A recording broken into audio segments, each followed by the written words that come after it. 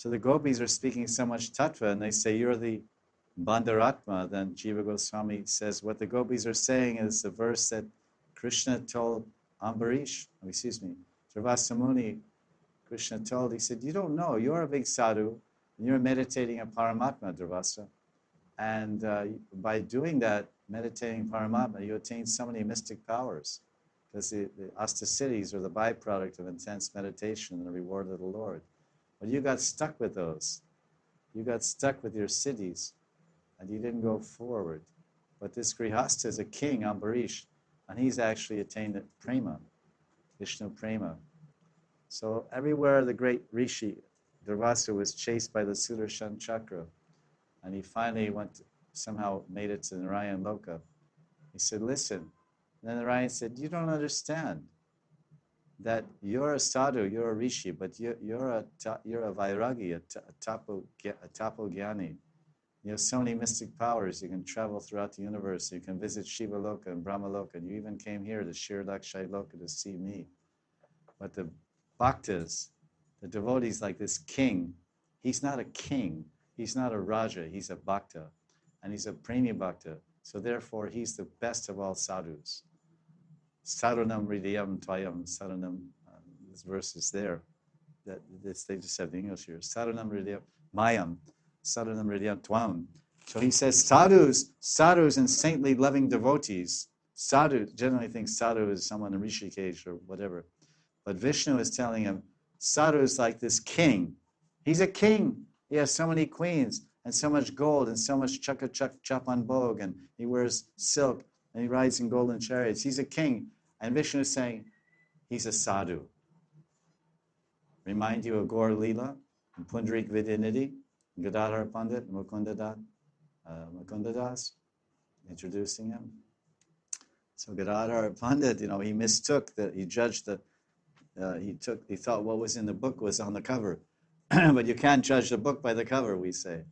So it looked like Pundarik Vidyanidhi was a gross materialist, but it turned out that he's a king. He looks like a gross materialist, and he's enjoying his paan and his silk shirts and gold studs and nice amalaki oil in his hair, and looking in the mirror and spitting in the spittoon and being fanned by the servants and big chamara fans, and reclining on a beautiful brass bed with pearls hanging around on the white silk canopy and leaning against the beautiful bolsters.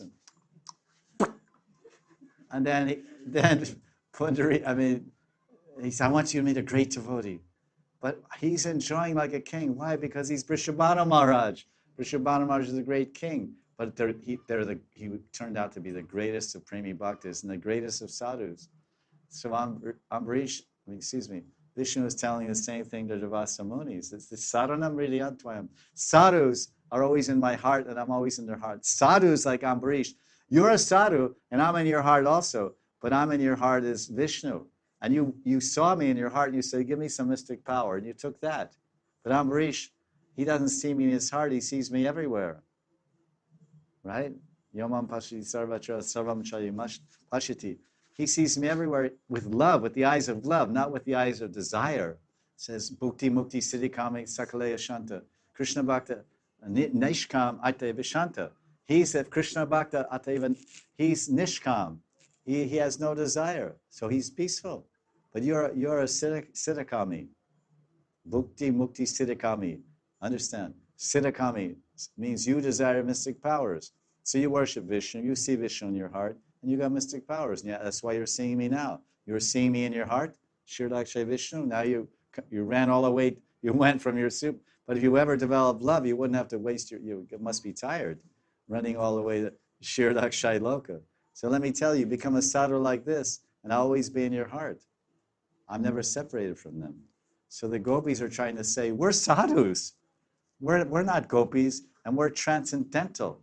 Because as we heard earlier from the 11th canto, Narada Muni says there's no responsibility, there's no debts for the surrendered soul, who surrendered to Vishnu, Devarshi Bhutatma.